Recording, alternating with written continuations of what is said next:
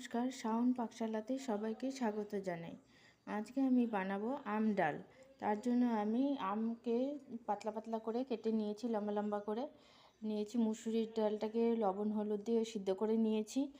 দুটো শুকনো লঙ্কা নিয়েছি আর একটু সর্ষা নিয়েছি। এখন আমি রান্নায় চলে যাব। তেলটা গরম করতে বসিয়ে দিয়েছিলাম। আমি সাদা তেলে করছি।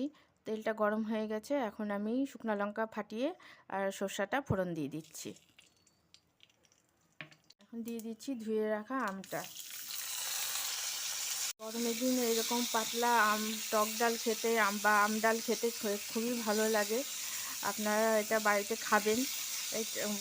সবার বাড়িতেই এটা হয়, সবারই জানা। তবু আমি করলাম, আমি আমার মতো করে।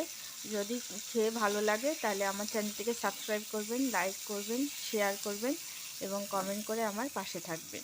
এটা আমি তেলের মধ্যে সাঁতলে নিয়েছি। এখন আমি ডালটা দিয়ে দেবো।